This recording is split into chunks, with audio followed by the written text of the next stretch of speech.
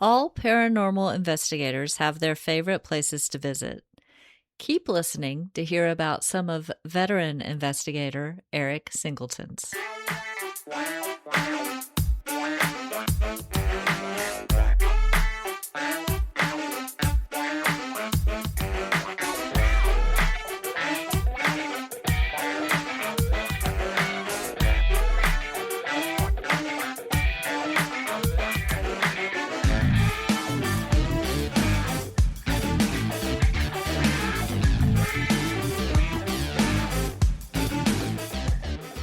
Welcome to the Pete Podcast.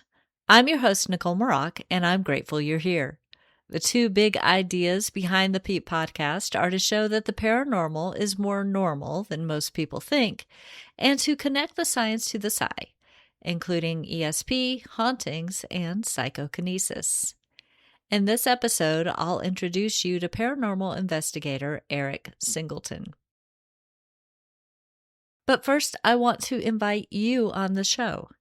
If you have a personal story to share about a haunting, or a healing, or a cryptid encounter, or UFO, or anything else that falls under the big umbrella of the paranormal, please reach out.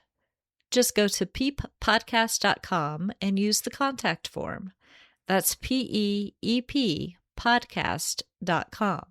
Remember, that stands for People Experiencing Everyday Paranormal. Now back to this week's interview. Eric Singleton is the founder and lead investigator of the North American Paranormal Society. He's been doing paranormal investigations for 20 years, and like many of us, he has his favorite haunted locations. I'm excited for you to hear about a few of them. Let's dive in with Eric. Hi, Eric. How are you doing today? I'm doing great. How are you? I'm doing wonderfully. I am so happy to have you on. We've known each other for a while, and I'm really surprised I haven't actually had you on the podcast yet. My bad. Um, but you're here now, and I'm happy you're here. Yeah, happy to be here. I want to get started with the same question I ask, I think, all of my guests, and that is, what sparked your interest in the paranormal?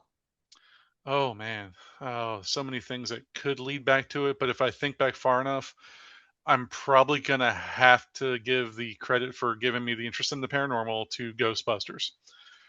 Because growing up as a kid in the 80s, they were all the rage, and I don't know what it was, but the movie just like resonated with me. And it's just like, oh man, that seems like a lot of fun. And I started, developing questions kind of based on that.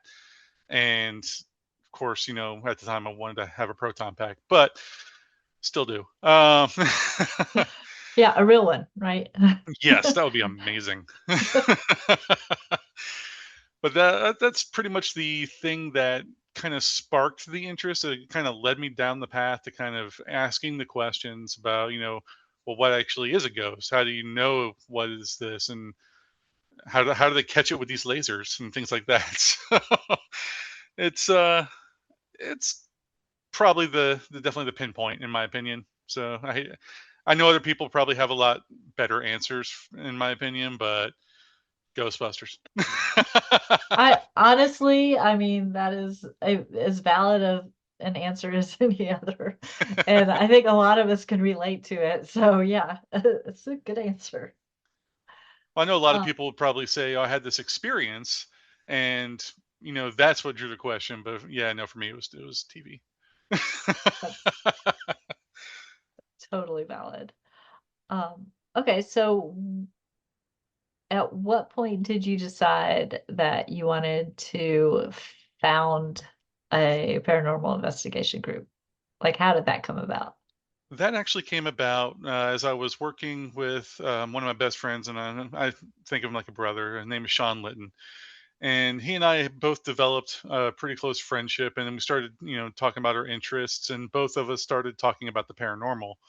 And by this time, obviously, it's been a lot, in my life, in my mind, and we just both decided, let's delve into this a bit more. Let's, see, do some research into it. Let's try to actually, not just watch it on TV or anything like that, but actually read up on the subjects, try to find out more information outside of what media will show you. Now, don't get us wrong, we did watch Ghost Hunters as well.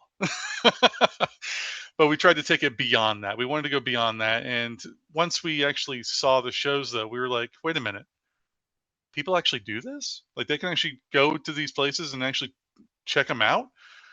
And so we started talking to each other a little bit more in depth about it. We're like, what do you think? Should we do that? Should we try that? Yeah, okay. And sure enough, it just kind of happened that way where we started going out to different places. Like, obviously, your places that most typical first timers will go, like your, cemeteries, ghost walks, things like that, and try to capture something. And I may lose some people here, but our very first picture that we're so excited about, and I say were was we caught an orb. And Yeah. again, capturing it and researching it are two different things. And then you see it and you're like, okay, it catches you off guard because you don't really think about the photography part of it. You're just reading out of everything you've seen in the books. And so then you get into the picture part of it, and we obviously debunked it as dust, but Yeah. but Uh, that's the thing. I can honestly say that my first paranormal pictures were also orbs in a cemetery, and it Hmm. was in the mid 90s. And it was when the digital cameras were brand new, and we thought we had something special. And then I learned about what most orbs really are. And now Hmm. I'm one of those sad people who have to debunk other people's only when I'm asked. I don't just like, I don't troll people on social media and go, that's just dust. That's just moisture. But it's lens flare, whatever. Hmm. Um, but if somebody brings something to me, I have to say, that's especially cemetery or outside, there's that you have no control over your environment, and there's always going Right. to be dust and dirt and moisture. Yes. So, I yeah. hate to say this, and because there are people out there that it blows my mind to what they think they captured in these pictures. And I'm going to use the orb for example, because this actually happened. I swear to you, I'm not making this up. That we were leading a public event, and one of the attendees caught a picture of basically a piece of dirt that got caught, thrown up in the air from walking around. So it reflected a brown hue. Mhm. We're at a plantation.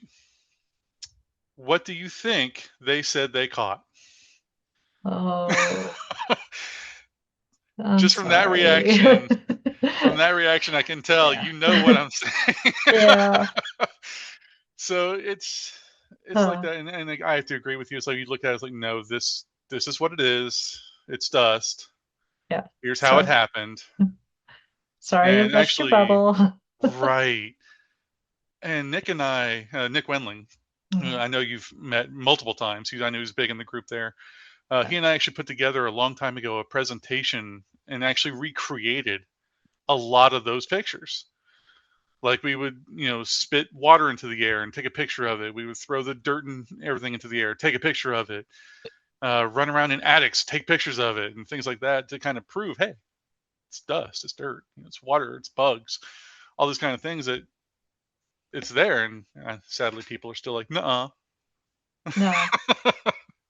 And there are going to be some people you will never convince. Very And, true. it's, at this point, after doing it for as long as we've done it, I'm just like, okay, fine. If you want to believe that's what you got, then go right ahead.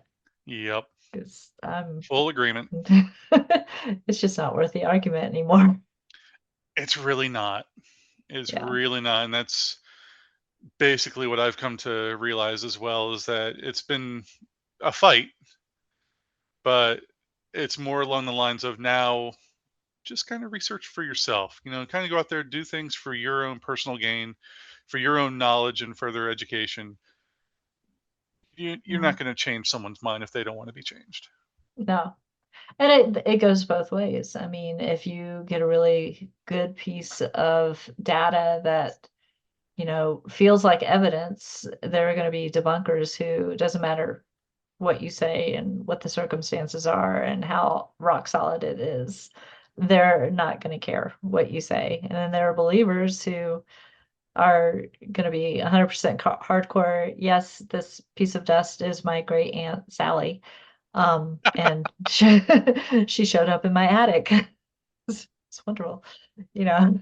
But sometimes you do get something because not to talk about Nick while he's not here to defend himself, but he is one of the people who I know who's gotten a pretty decent uh, photograph of Mhm. what really does look like a ghost. You talking And about the little girl? yeah, Yeah. and I have not had him on the podcast. I may have to beg him. He hasn't volunteered yet. I wait for people to volunteer. Um, Nick, you are being but summoned. yes, Nick. I'm gonna do a little magic circle summon Nick dance after we get off this. He'll love it. I'll So just continuously poke him. Hey, did you talk to Nicolle? Hey, did you talk to Nicolle? Hey, hey, hey. Yes, go. after this, he might not ever talk to me again. Who knows? Well, in that case, I got great Nick stories. I'm just kidding. Oh, okay. I didn't actually bring you on to talk about Nick, but if you want to. Nah. Nah. No, let's talk about your stories. Like, what, of all the places, well, I won't even go there yet. Name some of the places, like some of your favorite places that you've investigated. Oh, that's tough. I would probably have to start off with the Ohio State Reformatory. That place, like that was one of our first ever big investigations as a team, and it was mind-blowing just how large that place was, and at that time, not even all of the locations were open for us to get into. Like, you couldn't get into the attic, you couldn't get into the sub-basement under solitary and things like that, and the first couple of times we went, it was, you know, it rocked us. We were experiencing quite a bit, and even captured in what my opinion is one of our best pieces of video evidence. In fact, probably our only piece of video evidence that we could say is we don't know what this is. It looks like a shadow person, but we can't debunk this. We can't. We've tried to recreate it. We've gone back and tried to set up the camera the same spot, go down, try to get the lighting the same way, and we just could not recreate it. And like that place was insane in my opinion. Like the first time I was there, I was walking down solitary confinement coming from the far end of it, and it was a group of 3 of us there, and we were on the second level, and we stopped because we hear a full-blown conversation happening at the other end of the hall down towards where the bullpen is. So our first thought was, are the volunteers walking around? Is it another group passing by? Who is that? So we shout out to them, say, "Hey, can you identify who's down there? Who is it?" No answer. Talking, and so like very low mumbles. Just kind of just continues talking, but you can hear 2 different people talking.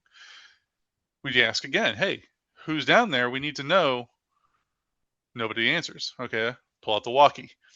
Check in with everybody's. Hey, where is everybody located right now? They check in. One person's in like the very end of the west cell block.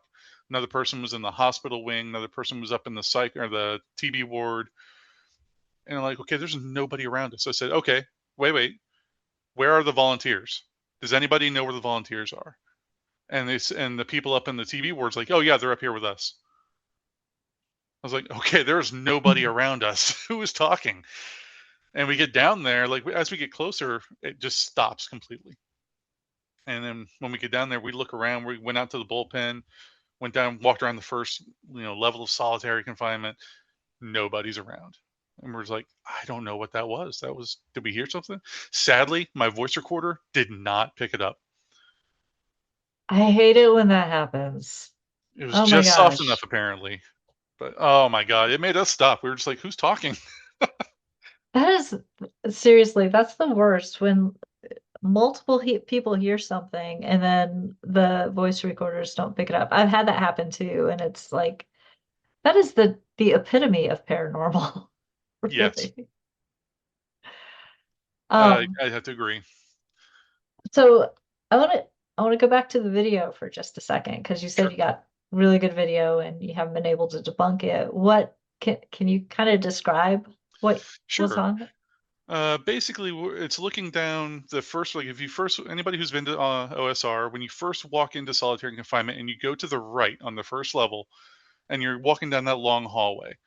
Well, when you first turn the corner, before you start walking down the hallway, down on the ground is where we had our IR camera set up and it's shooting down that hall. And if you go down to the other end of the hallway and you go through the doorway that's right there, which is, there's no door to it, it's just a opening. And there's more cells along the left hand side. Well, on the video, you can see two other investigators coming from the far end towards the camera. You can see both of their flashlights. And we had an audio recorder going with our camera because our camera at the time couldn't record the sound. So we wanted to make sure we linked them up. And so they're coming down the hallway and they both stop relatively close to the door, but a little bit further back on the back end of the hall. And they move off to what our right is. And the right hand side is like a 2 foot thick concrete exterior wall. So there's no hallways, there's no openings, there's little windows, but they're all kind of blocked off. And so there's nobody that can come running through from that angle. But on Mhm. the video, like they stop and they move off to the side because both of them heard a noise. And so they're flashing their flashlights across like back and forth across the hallway to the cells, trying to figure out what they heard. And on one of the passes of their light, when it hits close to one of the cell blocks, you see this, what looks like a figure, completely blacked out. And it just, you can see like leg movement and it looks like it's hunched over and it runs, like really moves real quick into the cell. Wow. And there was no, on the audio, there was no noise of footsteps running or moving anywhere along that time because you can see them, they're not moving, they're just moving their lights. And like we couldn't figure it out because the other thing about IR, if the person's close enough down there, you're going to see some kind of detail, you're going to see some kind of clothing, you're going to see something that Mm, signifies, okay, that's an actual person. This was a completely black figure. There was no real detail to it. It was just basically you could see the movement of what looked like legs, and it like hunched over like someone's holding a jacket over their head or something like that. It was just like, it was crazy. And to debunk it, we tried to move that fast in that same spot, and the jail cells are only open so big. mhm. And so you would have to like turn sideways to kind of squeeze in there, which is going to stop your momentum. Right. And this thing didn't stop. It just went smooth motion, right to left, right into the cell. And the funny Mm. thing is, they didn't acknowledge it. And then you can see both of them emerge from the right hand side and continue walking down the hall. So it wasn't one of them running into the cell. Right. So I have no idea. Like I've like both Nick and I and Sean and everybody, we're just looking at it repeatedly. Our jaws are on the floor, and we're just like, "What is that? How is that possible?" Like I. So to this day, we that's what we think is a video evidence of a shadow figure that we caught at OSR. And I think that was our probably our first time there. That is that's pretty amazing. I remember hearing the story. I think that might be the video that Nick showed me. Was that the one that he But says he like he recorded it from a while it was on a TV, so the video quality wasn't the yeah, best? I Yep. think that's it. Yep. Um, yeah, that's wild. How many times have you been to OSR? Oh, let's see. I want to say probably at this point 7, Now, is that the 6 or 7 most times. is that the most activity you've had there, or have you had other really active evenings? We've had other active evenings. Like another time we went back, we had it was actually again Nick, Sean, and I. We were up on like I think the fifth level of one of the cell blocks, walking down the little catwalk on the cells. And as we're moving down, we're obviously going pretty slow.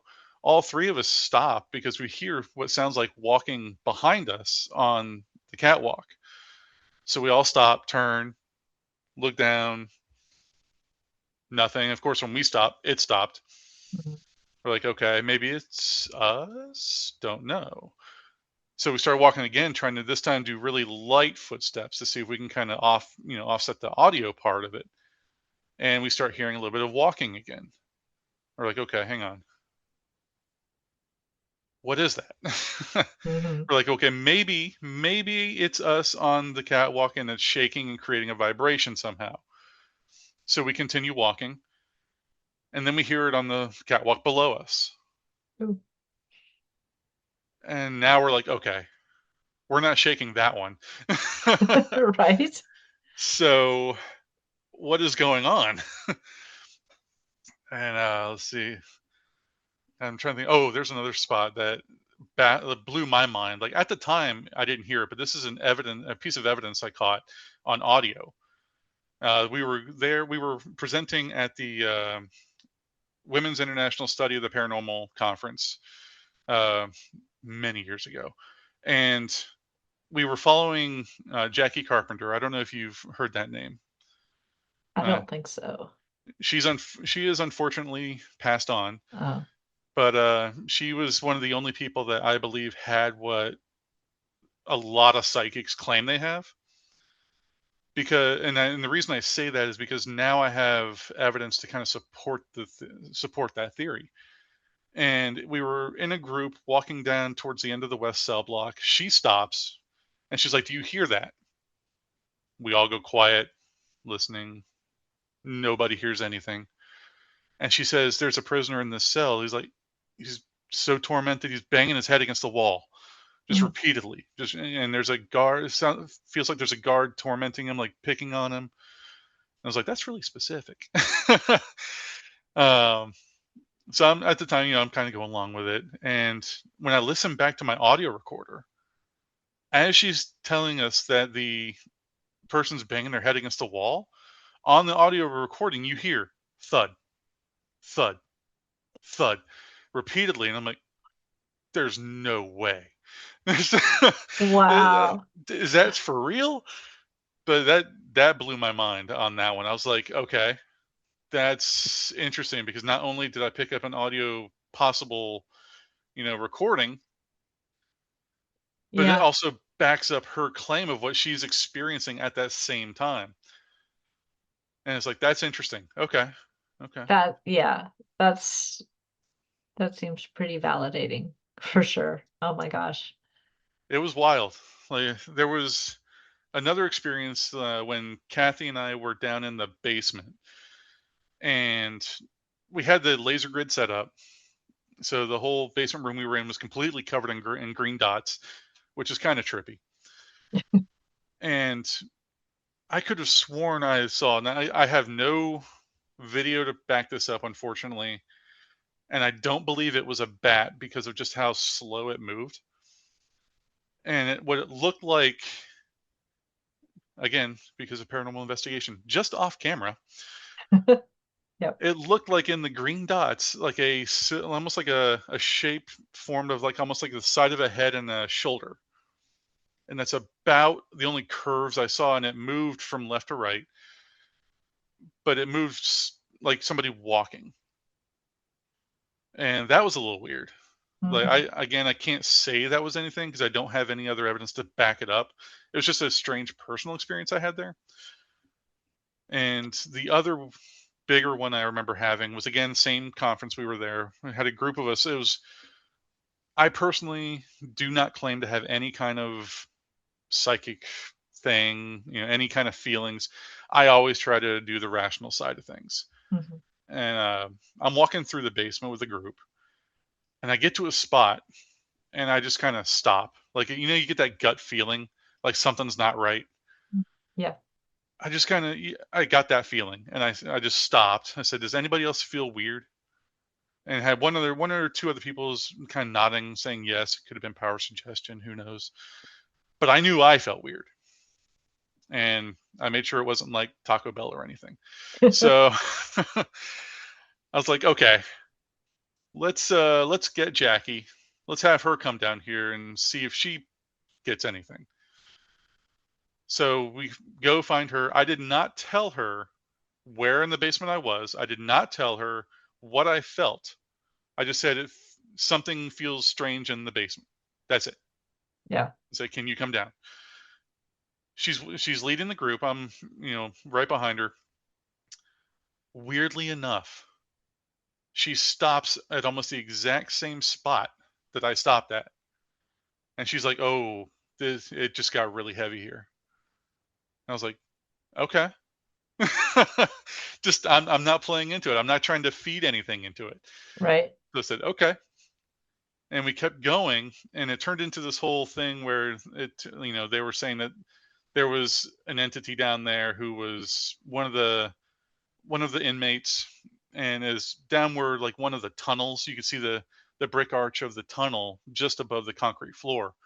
So indicate like all their underground tunnels that they had, and they were saying that, like, there was obviously an entity there who was not very happy. It was just kind of not a great mood to be in, and so they were doing a whole thing there. And then one of the other people in our group said, "He's grabbing me. He's got my ankle. He's grabbing me." And I'm like, "What?" So we get her, like, we look over. There's nobody around her. She's not down there physically grabbing anything. Like, she's standing there, but so she's freaking out, which is now other people are starting to get a little freaked out over it. So we're like, Mhm. okay, let's take a break. Let's move. So we all walk back up to the break room, and she sits down, lifts up her leg, pulls up her pants, and you can actually see red, like a handprint on her Wow. ankle. And it's like, what? Oh my gosh. So that was weird.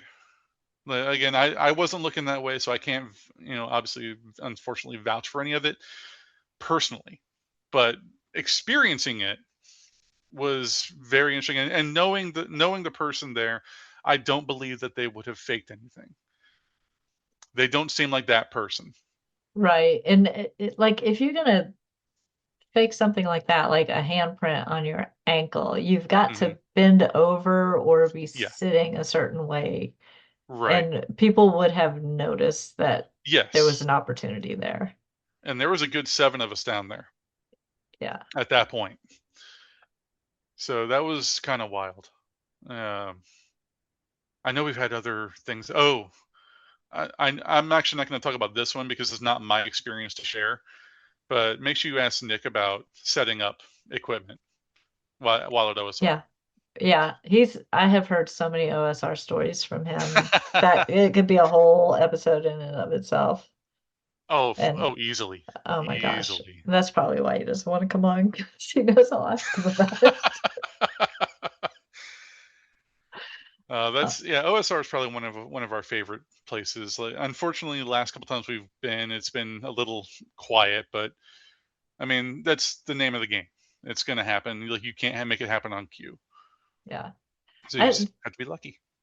the only place I've ever investigated where, like, multiple times where we had activity every single time was actually the Battleship North Carolina. Oh yeah, And that's yeah, my backyard. right? I've done that one like, I want to say 11 times maybe now. I Oh lost wow. count. Because we were going once or twice a year with Inspire for a long time, and I've been back with um since Inspire disbanded. I've been back a couple of times. So yeah, we we did a lot. We always planned it for when there were going to be fireworks, and Hmm. that seemed to help, which is why we planned it for when there was going to be Okay. fireworks. It seems to stir things up on the ship because it sounds like gunfire, and they Yes, shoot it is. them off right over the ship. Yeah. Yeah. Well, let me ask you then. What experiences have you had? Because based on what you may or may not have experienced there, it might actually back up something I've experienced there. Okay. Well, when we were talking about the what might be disembodied voice that does not show up on recording, there were five of us sitting in the galley, and all of us heard hello. And but we all heard it from different parts. Like we were kind of scattered around, and one guy was standing in a doorway and he's like, that came from behind me. I'm like, no, that came from the middle of the room. And somebody else was like, no, that came from over here. It did not show up on any of our recordings. Oh no. It was it was infuriating. Infuriating is the word. Yep. It was so frustrating.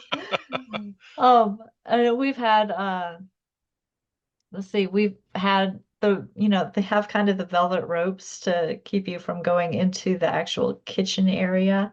Hmm. Um, or sometimes it's chains. I'm trying to think. I think it was chains at this point. And there were, there's a pole and a length of chain that kind of sags, and then another pole and a length of chain that kind of sags. But it's all one chain. It's just strung through the poles. I'm trying to explain it so that if nobody's been to the battleship, they kind of get an idea of what I'm talking about. Hmm. But the one length of chain closest to us was vibrating up and down, and the two on either side of the connected poles were not moving at all. And it was like, how? So like up and down and not swinging? Up and down, Literally up and down? yeah, it was up and down as if somebody was messing with it. Like Huh. had their hand on it and was messing with it. And the other two were not moving at all. And it's all one chain, really, all the way across. So there should have been at least some vibration or something. Right. And we sat there and watched it, and it might have only been for a minute, but it felt like a good 5 minutes at the time. You're just like, what on earth? And then, we got up, and once it stopped moving, we got up and tried to recreate it, like move that center chain, and the other two vibrated like they should have. So Hmm. we've that was one of the more fun ones. We were Yeah, that's down interesting. in the area where the torpedo hit on my last time, and I we were somebody kept asking, "What did you do on the ship?" And I was like, I got the word Chandler, which didn't make any sense because in my frame of reference, Chandler is somebody who makes candles, and you don't want flame on a ship full of like Oh yeah. gunpowder. Um, so I was like, this doesn't make any sense. And it just kept coming to me. So I finally said, guys, okay, you keep asking, what did you do on the ship? I keep getting the word Chandler. So I'm just going to say it and be done with it. And because I've learned that if I don't say something when I'm getting it strongly, that I'm going to regret it later because then I'll be like, oh, I got that. And everybody will be like, yeah, sure you did, whatever. So I said it out loud and we moved on. And we went to a couple of different places and I had some physical reactions. So we took a break. And so we went back up to the wardroom, which is usually base camp for us. And I said, while everybody was just kind of like eating snacks and drinking water, I pulled up dictionary.com app on my phone and I looked up Chandler. Well, there is a second definition of Chandler, and that's a person on a ship who makes sure everybody has what they need. And Really? so I was like, holy crap. And I was holding up my phone and I yelled, you guys, Chandler. And before I could say anything else from the connected room where nobody was, we all heard like two syllables, but we couldn't quite make out what it was. And so I go running into that room to make sure nobody's messing with us. There's nobody in there. But it sounded like an affirmation, like you're right. And so that's what I heard, but no, like we were all kind of like, I'm not exactly sure what that was, but it sounded positive and it was two syllables. Huh. So I was like, that is probably the coolest personal experience from, my little intuitive side that I've ever had on the ship. Because not only did I get something intuitively that I didn't think made any sense, but then it did make sense. And then right as soon as I realized it makes sense, we all heard a disembodied voice from the next room over. That's interesting. I'm guessing that did not show. I guess you didn't have a No, recorder going at that point either. exactly. We were Yeah. taking a break. Oh my gosh. And then there's one more story I could share because this is my other favorite. We were setting up the cameras. We didn't have them turned on yet. We're in the wardroom. There's a hallway that goes down to, I think it's communications rooms. And one of our members was standing with the door to that hall open, and she was talking to me. And I saw somebody walk behind her. And mid-sentence, I stopped and counted everybody in the room, and everybody who was supposed to be with us was still in the room. And I said, "Who just walked behind you?" And she kind of looked at me funny and looked down the hallway, and she was still standing with the door open. She goes, "There's nobody down there." And I'm like, "Somebody just walked behind you." Nobody else saw it. But when I started thinking, okay, what were the details? It was taller than her, but I saw like no, I just saw the shape of a man walk behind her, almost like a brown shadow, like not Hmm. like a dark, scary shadow. But and part of that is because I don't get details anymore when I see apparitions, because when I was a child, it used to scare me so bad that I was like, I don't ever want to see anything again. Oh, did you And shining it? so, yeah, Like you kind put of. them in, you put them in a Yeah. box? Yeah. So now I just see outlines or like pinpoints of light or things like that. And with the pinpoints of light, it's like, well, that could just be my imagination, like that Hmm. or a glare from something that just whatever. Those are easy to dismiss. But no, this was the shape of a man taller than her walking behind her. And there was nobody. We all go running down the hallway. There's nobody down there, of course. So and there was a camera at the end of that hallway facing her, but it wasn't turned on yet. Oh no. So That's so how it goes. frustrating. That's always how it goes. Yep. So what have been your experiences? Like I hadn't had too many experiences on the ship. The one I definitely claim that is just very weird was have you been to the brig area? Yes. So you know those porthole not the portholes, but the doorways, they're a lot higher up than on the regular tour. So you literally have to like step over, like raise your leg up and like hurdle them essentially. Yes. And it's the whole way through, like all the way down to where the brig is, and then around to the other side, like a U shape, is another long hallway which has the same, same holes. One of our former teammates, Karen, and I were investigating that area, and we both stopped, like halfway down the first hallway, and we're like, "Do you hear running?" It sounded like somebody running. I'm like, "There's no way someone's running in here. Like if they try to, Right. I mean, they're gonna fall. You're gonna hear a thud in a minute." But it just we heard running, like, and we're like, okay, so let's follow it. So we start going down towards the brig, and we heard it down the other side of the far hallway. So we start following it down that way.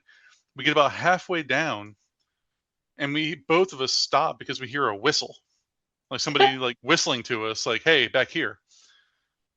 And we just both stop, look at each other, look back down to where we just came from, and we hear the running again from that side. And we're just like, okay, what what is happening here? So like, we hear the running through this area, which I'm not doing in the dark because I will break something for sure.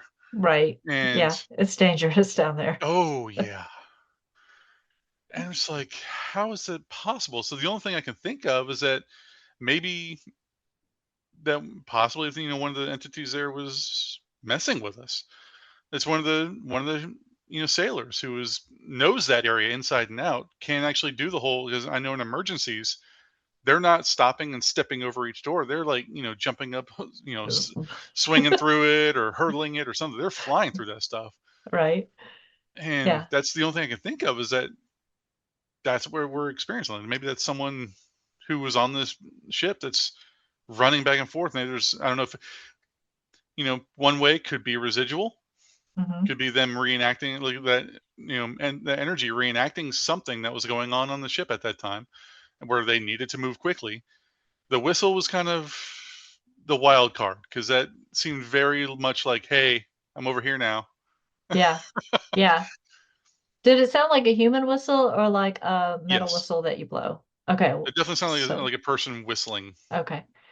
The reason that I ask is because we were up in the flag room one time, and one of our sensitive members heard the incense whistle, and none of the rest of us heard it. But she was like, "How did you not hear it? That was so loud." And yeah, we've had fun times on that ship. Yeah. Oh, so Just don't going do it in the back, summertime. go right. Oh, it's torture. Um, Going back to the brig. Hmm. So the there was one time that Inspire went before I joined. And they had some females with them. And so George is down in the brig with a few females. And they'd already gone through like the whole rules that we had, which was one of them is don't whisper, because if you whisper, then it Hmm. could sound like something else when you're listening to the recording 2 weeks later and you don't remember that somebody was whispering. So Right. it's one of them started whispering, and George was like, no, we don't whisper. What's going on? And she said, well, I'm kind of embarrassed. And George is like, just spit it out. Or, I wasn't there, but that was the gist of the story. Well, something had tugged on her underwear. She was wearing a skirt. Huh. And something had some invisible hand, and she felt it. Clearly, it felt like a person pulling on her underwear. So that's why she was whispering. She was telling the other girls. She was afraid to, like, didn't want to say it out loud in front of George.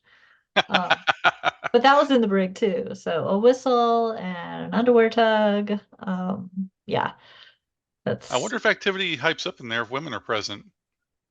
it's quite possible because we got an I love you after we investigated the women's bathroom because something happened while we were using the women's bathroom on the ship. Which is like if you're in the wardroom and you walk through the flag room. Last time I was there, there weren't flags in there, but I still call it the flag room. And you go around the corner, there's a very small two-stall women's Oh bathroom. yeah, is that the wood doors? Yeah. Yeah, the And very so, loud wood doors. yes. So there were two of us in there with the main door shut, and we're doing our thing. We're each in a stall, and we heard somebody pacing the floor in front of the sink. And we're like, oh no. Like looking under the stall doors like there's nobody in here. So we came back and we couldn't fit everybody into this tiny little women's room. So we sat right outside and propped the door open and did an EVP session right outside there. Well, Demetria left her recorder running as we walked back from there to the wardroom, and she got a very clear whisper of "I love you" on her recording while we were walking back. Oh, that's And just creepy. it really is. I mean, It first of all, really, why are you hanging out in the women's bathroom, man? What? yeah. That's no. Just nobody can see him to call him a creep. That's true. So yeah, ladies, save it till you get back down to the gift shop. Anyway, it is really creepy. Uh, okay, what Yeah. other places can we talk about? Oh God, let's see. The other place I would have to say that I highly recommend people to check out is the West Virginia State Penitentiary, or Moundsville. That place, psych ward especially. The psych ward is, I hate this. Oh God, there's a lot going on. It was like the first time that we went there.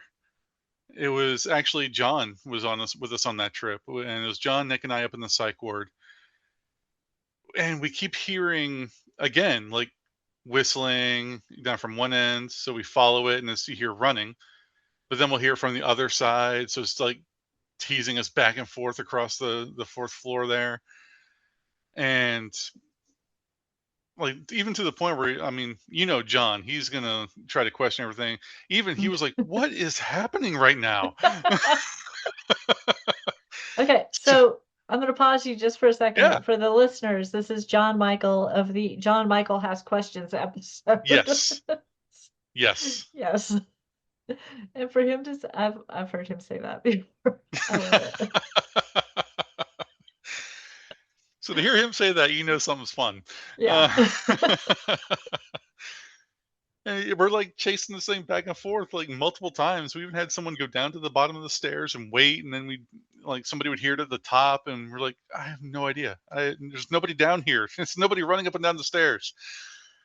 And finally, that kind of subsided, and then we were up there again, and we go to the room that was actually used as the ward itself. And start thinking about it. I'm like, well, I know if people are being unruly or a danger to themselves, they'll strap them to the bed to kind of restrain them. So I said, okay, obviously, if you are with us, we can't hear you right now. But if you can let us know you're here by try shaking the bed, shake the bed frame if you can, and let us know where you are at least. And maybe 2, 3 seconds after I said that, you actually hear what sounds like a metal bed frame shaking. Mm, And the main thing that I'll do is if I experience anything and I'm with someone, I don't say what it was. I first thing I'll always ask is either did you hear that or did you see that? And get their yay or nay. mm. So Nick said yes to did you hear that? And I said, okay, what did you hear? And his reply was exactly what you asked for. And so both of us now our hearts are beating a little bit faster at this point. Yeah. We're like, okay, okay, just so it's not a fluke, can you do it again? Can you shake the bed frame one more time? And again it happened, except this time from another side of the room, further down. Wow. And we're both just like again jaws on the floor. We're just like there's nothing in this room. Like there's no bed frames that are in here that we can like vibrate or shake for it to actually, jostle. It's an empty room, but we hear that exact That's sound. It was wild. So that definitely check out Psych Ward. If you've not been or plan on going, spend some time in the Psych Ward. wow. Yeah, that's crazy. Cause um so the Ghost Guild has been on the battleship and heard the springs in the infirmary, the springs on the beds, Yeah, cots there, but they're actually in the room. So like right. it makes sense that you would hear that. You're in a room asking for the beds to shake and there's no beds in the room and you still hear it. That's Yeah. pretty wild. Yeah, no beds anywhere, no nothing that could make that sound, especially on command. See, that's really interesting because if you remember when we were kids, like the stereotypical sound of a haunted house was chains rattling in the attic or Yes. whatever. And there's who would have chains in their attic kind of thing. But because that was that right, that was the expected sound. Because I guess maybe Scooby-Doo, I don't remember, for Yes. whatever reason, that's what TV had us expecting to hear in a haunted house. Yep. And in the early 90s, I had a friend who lived in a house on Glenwood South that was haunted. And that is something that's a sound they would wake up to was chains like being dragged across the attic floor, which is a very specific Huh. sound. And they It didn't have is. chains in the attic. So the question I always had is if you are expecting to hear something, does it make it easier for whatever is doing the haunting to convey that to you? That's a good question. That could be delved into real deeply, depending on different people. But that's, I mean, at that point, you would have to think that the spirit could have some kind of like a telepathy mind reading to know how best to communicate with you, and that I don't even have any clue how that could happen.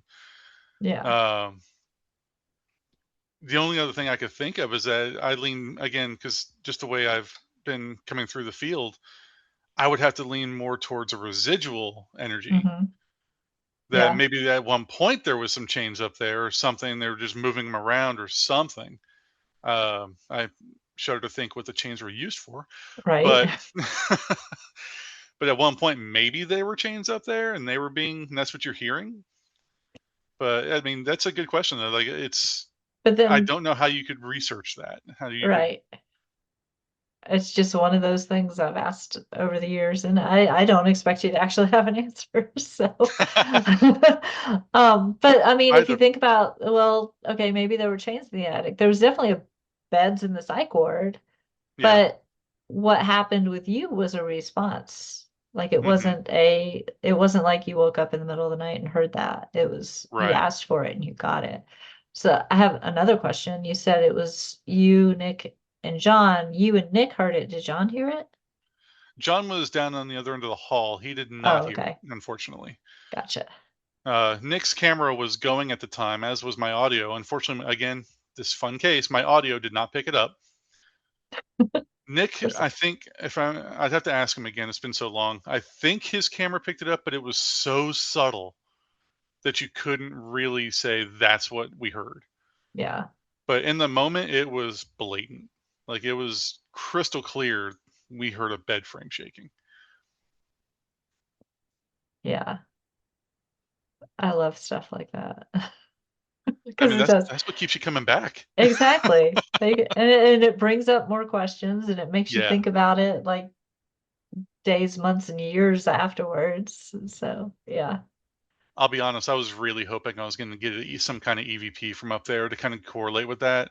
Sadly, I did not, but it was very interesting. But now that but again, that makes me ask questions. It's like, well, if they are replying, is it what kind of, sound wave or what decibel level are they actually replying on? Maybe the recorders can't pick it up.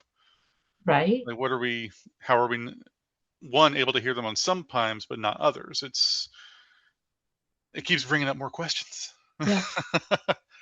Or maybe they just, you know, they weren't trying to talk, they were just trying to interact. Like Mhm. I have to imagine at places like Moundsville and Ohio State and Waverly that where, people are coming through all the time Yeah. that somebody some ghosty there has probably gotten so frustrated that they're like, I'm not telling you my name one more time. I'm not speaking to you. You can't hear me. Yep. I've honestly had that same thought, and then, like, basically, the things have gotten so investigated so many times that maybe the energy is just kinda drained from it, Mhm. and so maybe even if they want to try to communicate or anything like that, maybe there's not enough juice left. I'm not sure, but, it's I don't know, there's so many different theories out there, but I have Oh, thought yeah. about that same thing. Yeah. And like we went to not like a different group, not Inspire, but we went to St. Albans in Virginia. Mhm. And we didn't have, well, toward the end of the night, we did have some activity, but most of the night it was pretty quiet. And I didn't get any EVP. But when I got back to the hotel, and I'm walking in at like 3 o'clock in the morning. So the Mhm. person at the desk is like, "What have you been up to?" And we said, "Well, we were just at St. Albans." Oh yeah, people stay here all the time for that. And I'm like, "Really?" She said, I've been told they really only have like a lot of activity in the wintertime." And we were there at the end of April, so it had gotten warmer. Mhm. And I started thinking, okay, why would it be just in the wintertime?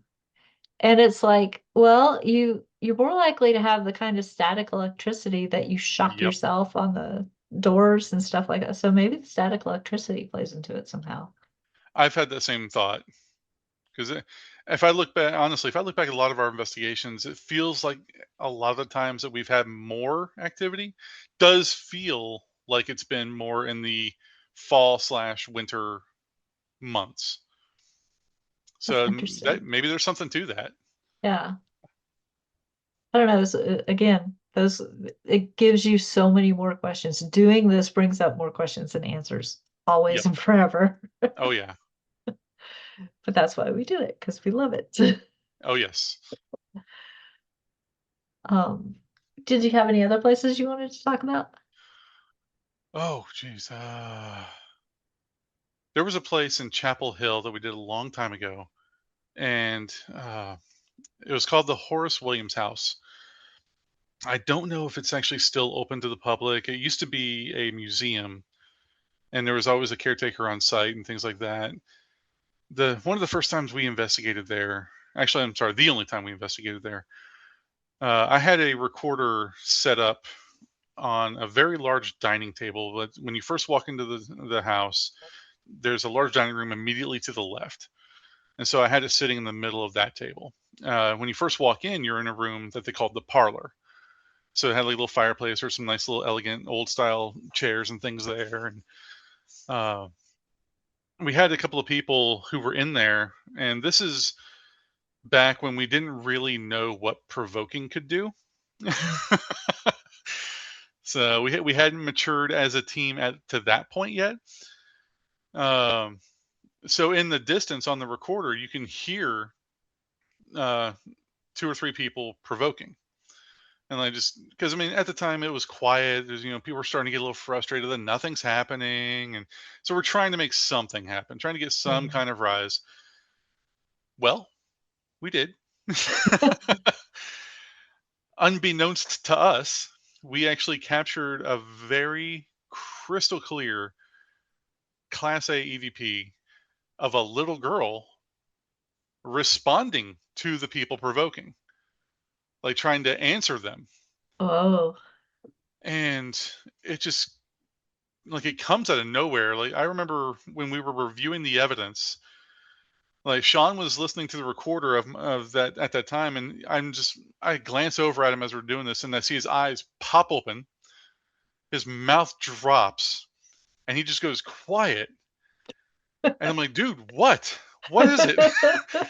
He's not telling me. He stops the recording, goes, rewinds it, listens to it again. I'm like, what are you hearing? What is this? Paying me no mind. So finally, after like 5 listen throughs, he's like, "You have to hear this." I'm like, "Oh, really?" So I put on the headphones and he plays it for me, and I had the same reaction. It's a little girl's voice coming out of nowhere, and it's basically saying, I'm trying to remember the exact words, or at least the exact words I think it's being said on the recorder. But along the lines of, "I sure would like to talk to you. You must think I'm evil, mean boy. See, I told you." wow. And what made it even creepier is that at the very end, when it says, "See, I told you," and I say it, she, because it sounds like a little girl, it says, "See, I told you," it tapers off, but almost like that creepy echo, like you think like a ghost moan like, type feel. It tapers off like that. And it's like, what in the world? Are you kidding me? Wow. but like, but one of the people in the room was provoking, was a guy, and called him Mean Boy. And it's just like, holy crap. And then another time in a separate part of that same house, we had another group. It was a duo from a separate group in the area that wanted to join us. And they were sitting in the parlor or in the off parlor, it's one of the rooms off to the side. And they're just sitting in silence. They have the videotape going. You can see everybody in the room. And just out of nowhere, no context, just right near the camera, you hear, "We're going to war." Whoa. Out of nowhere. Nobody's asking about war, nothing. It's just there it is. And nobody in the room reacts to it.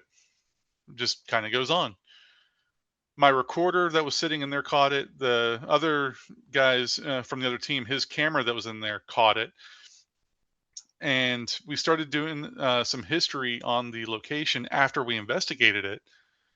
And turns out that the location was used as a war hospital, and also like a station point for the troops to set up to be able to go to the front lines. Okay. And that's what I was gonna ask is how old was that house? Like, If I How remember long? correctly, I believe it was Civil War era was about the time it was built. Yeah. So I guess relatively new at that point, but it it baffled us until we discovered that it was actually a building used in the war. Yeah. We were just like, "What do you mean we're going to war? What the heck does that mean?" And especially Yeah. out of nowhere. So Right. we think it was a residual hit, like on our recorders, but that was, I mean, it was just blatant, and it's just like, okay, Yeah. And you got wow, it on two different yeah, recordings, which is always like lucky, amazing. I don't know the best word for that. yeah, Especially after talking about how we've had so many experiences where misses. everybody heard it and nobody got it on recording. So, Yep. yeah, And that's cool. ironically, I think that actually the investigation took place in the fall. I want to say that was near in the fall, like probably October, November area. Yeah. And we actually did the reveal for the guy who brought us in, and I I hate it for him because I honestly think he brought us in because of all the hype of ghost hunters and things like this, and he expected nothing in return for, and then we come bringing him this. Come to find out, and I hate that this happened, but he actually quit Oh like no, a couple of weeks later. I can't Hopefully, hang it with wasn't these over that. ghosts. Hopefully, there was other, maybe he resigned for a better job elsewhere or something. I don't know. It's just Right. very coincidental that that happened. Yeah. But yeah, that was a very interesting place. I wish we could get back in there, but unfortunately, I don't think we can. I But it was near. There's a castle that's well known in Chapel Hill. Is it Dromgools? Yes, thank you. It was Yes. near that. It was near Okay. there. I was gonna say I've never heard of this place, so I'm gonna have to look it up. Yeah, So they still let people in. I mean, go check it out. It's interesting to see. It's not a huge place. It's like a little farmhouse type style, and it has a basement. But we weren't allowed in the basement at the time because that's where the guy who took care of the property lived. oh, okay. That But makes like, at the sense. same time, like we didn't hear a peep out of him, so he was quiet. Yeah. But yeah, it was those two EVPs, and obviously he didn't make the little girl sound. So, Right.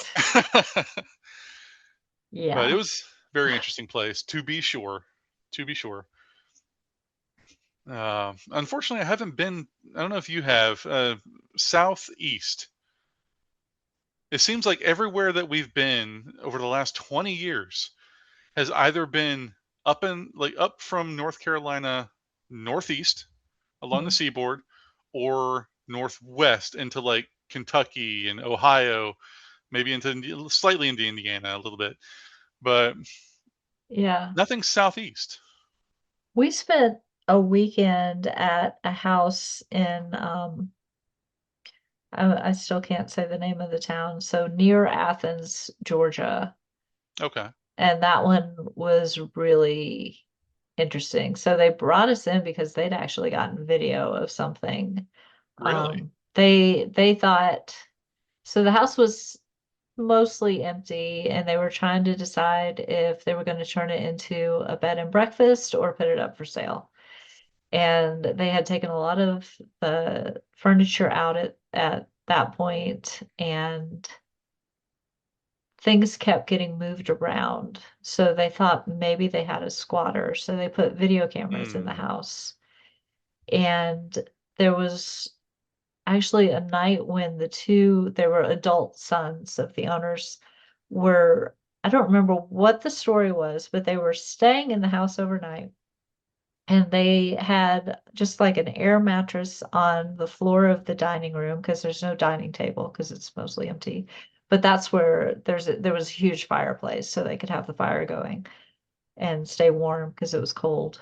And so they're sleeping and there is an entity on this video for a good 20 solid minutes walking around them, and it seemed to be making a circuit. So it would like come through the far door, walk through the room, go out a side door. So there were multiple ways into this one room. And it I thought it looked kind of like the head, like kind of a skull head, kind of a weird skull shape. We got a copy of the video with the permission of the owners and the promise of never putting it online. And we brought it back and showed it to the other Inspire members who couldn't go with us. And one of them said it looked like a gray. And I was like, oh, hell no, I did not just spend a weekend in a house with a gray. That's not, no, this is a ghost. Ghosts don't bother me. Aliens creep me the heck out. So no, but yeah, so they had this video and it was just mind-boggling. Well, unfortunately, they showed us the video when we got there, so then we're primed for something to happen. But Oh, at the yeah. same time, it was a good thing because we got there at like 11 o'clock at night. So the next night, we spent over a good 2 hours trying to debunk this and recreate this video. So we put our cameras in about the same place that their cameras had been, and we had somebody driving up and down the street to see if like reflections from chandeliers and Mhm. all of it. We did all of it. Could Nice. not recreate this for anything. Hmm. Um, and we had a lot of personal experiences all weekend, but we didn't get a single EVP. We didn't get anything on camera. Like it was one of the wildest weekends for personal experiences. One of the people who was down there with us, Tommy, who's female, she was like, she had always said she was as sensitive as a brick. She literally had so much happen to her that weekend, she couldn't say that anymore. Wow. Yeah. And so I think that one, that was wild. That might be one of my favorite weekends because it Is was this so like a wild. is this a B&B, a private residence? Well, it was a private residence that they were thinking about turning into an Airbnb, and we lost touch with them. So I don't know what they ended up doing with it. But, if they had wanted to say, come stay at the haunted Airbnb, they had the video to prove it was haunted, Huh. Man, now I know I wish you could have put it online. I wanna see this video. right? And you know what? It's one of those videos that I think just George had a lot of bad luck with laptops, Oh, like yeah. hard drives going bad and stuff. So I don't think we even have a copy anymore. Oh, no. Yeah, because we used to play it during the when we do the Wake County uh Haunted Carolina talks that I still do every October, but when George and I were doing them together, we Mhm. would we would play a couple minutes of that video at the end of the talk. Like if people were brave enough to sit through the talk or, whatever, didn't fall asleep, they got rewarded by being able to see this video. So I wish we still had it. I think what's really interesting about that too is the fact that they did not wanna put it online. They did not wanna put it out there. Exactly. Like we had to sign something saying we weren't going to do that. Wow. Um, and so, so we won't. But we did show it to the people who came to see our talks because Mhm. those people would, they had they weren't like using their phone, taking video of the video or anything like that. Like we Right. had control over or what was happening with it. But yeah, this other than Inspire members, the only people who've ever seen the video from our perspective, like from us, Mhm. were the people who came to those talks at the libraries. Oh, man. That's cool. Yeah, Yeah, I would I have wish definitely liked to seen that. I wish we could have put it out there too, but the thing is, people don't trust what's online anyway. No. So, you'd get somebody like Nick. I'm so picking on him and John. And even though they had no way of knowing for sure whether or not it was fake, they would say it was fake because it was too good to be true kind of thing. Mhm. And we were there, we were talking to the family. We could see that they were still rattled by what they got. And they didn't want to put it out because if they wanted to sell the house, Mhm. that was not the way to sell the house. Like nobody would in that small town, nobody would touch the house. They would burn it. Just put the whole "not haunted" on top of the for sale sign. Right? Yeah, it works in New Orleans. Right. Sort of. Actually, haunted works in New Orleans. Yeah. Um, yeah. Oh, So, man. So but that yeah, at the time you guys went there, that was a private residence? They brought you guys in to check it out? yeah, and they still were not living there, but they had put some beds in there and stuff, so we had places to sleep, and everything was working. We ate in the kitchen. They left us there for the night after we got there, and they showed us the video. And then they came back in the morning and we all had breakfast together, and we did a little bit of sightseeing in the area. We went to see the guidestones back when those still existed, the Georgia guidestones. And so that kind of gives you the idea of about what part of Georgia we were in. Okay. And then that night, the owner and a friend of hers who was a medium and the medium's daughter did EVP sessions throughout the house with us. And we had a lot of, again, personal experiences all through the house, not a single EVP. Huh. Yeah. So you And get to stay then 2 nights? yeah, we were there 2 nights. And then after they left and we were done investigating, I had a camera in the room I was staying in, and it was on the second floor, and I pointed the camera toward, like, kind of across the bottom of the bed toward the far corner. And I said, if you're going to do anything, do it in that corner. And I pointed to, the far corner of the room. And about 2 hours after I fall asleep, so it was probably like 4 o'clock in the morning. It was in November, so it was dark. Even if it was 5, it was still dark. Mhm. I hear kind of a scratching sound in that corner. And I wake up and I grab my flashlight because I know I've got the video running, so I don't want to turn the light on because it was IR. I I walk over to that corner, so there was a video of me with the flashlight looking at the floor where the scratching sound is still coming from. Huh. And I'm like, okay, I'm staring at it for like a minute, and then I finally walk downstairs because I was going down to get Tommy, who was sleeping downstairs. Well, George had some experience in his room, and he had moved downstairs too. Oh, And he wow. was sleeping in the living room on the floor. So I go down, I get Tommy. I actually stopped in the bathroom on the way to get Tommy. Get Tommy. We could still hear it downstairs, up above us where the bedroom was. And we start to go, like, quietly sneaking up the stairs because we don't want to wake George up. And he scared the crap out of us. He Oh, comes no. around the corner and is like, "What's going on?" And we're halfway up the stairs, and we both were like, "Ah!" It was very funny.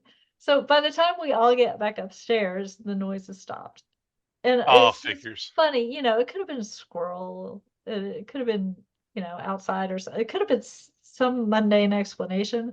But the fact that it was happening in the corner that I pointed to, and I said, if you're going to do something while I'm sleeping, do it in that corner. And yeah, it was a crazy weekend. Yeah, the I'm scratching supposed to be sounds will get you. interviewing you. Why am I sharing all these stories? Sorry. It's a give and take. I learned more about your experience as well. 'Cause, yeah, like you Yeah, said in the very beginning, it's weird that we've been a part of the group and everything, the meetup group for a while, but unfortunately, I haven't been able to make it to any meetings. So this is the first time we're actually having, talking, yeah, like actually having a right. conversation We and could do not like this over typing online. dinner, but yeah. Um, yeah, so this has been really good. I want to be so we've been talking over an hour now, so I want Oh, to be wow. conscious of I your time, I told you I can talk paranormal till I'm blue in the face. right? Yeah, I'm the same way, which is it's amazing. Most of my episodes aren't 2 or 3 hours long. Um, but so okay, so I'm gonna say let's wrap this tonight, Okay. but keep it open that you could always come back on if you want to. Sure, I'd love to come back whenever you need. Awesome. Okay. Thank you so much. This has been so much fun. Yeah, I appreciate it. I've had a great time. Thanks again to Eric for sharing his experiences. And thank you for listening. If you want to share your own personal paranormal experiences of any type, use the Share Your Personal Experience button and fill out the form at peeppodcast.com to get in touch. You can be as anonymous as you'd like, or you can let your paranormal freak flag fly and share your name. Either way, I'm happy to hear from you. Sharing our stories helps people realize that the paranormal is much more normal than they think. That's PEEP podcast.com. Remember, that stands for People Experiencing Everyday Paranormal. While you're there, subscribe to my newsletter to keep up with the podcast and all my creative and energetic endeavors. I usually only email it once a month unless I have a special event you should know about. You'll receive briefs on recent episodes, behind-the-scenes moments, any information on upcoming appearances, plus some occasional fun extras. If you enjoy the podcast, please give it some rating love on your favorite podcast app. Share it with friends and subscribe so you don't miss an episode. Ratings, reviews, and shares help platforms like Apple Podcast and Spotify know it's worthy of surfacing to new listeners. And as we build our audience, we have more chances to hear their paranormal stories. A huge thank you to everyone who has given the show some love. You're helping it grow. No matter how you support the show, listening, telling others about it, or any other way, I absolutely appreciate your being here. Thanks again for listening. Stay safe and be well.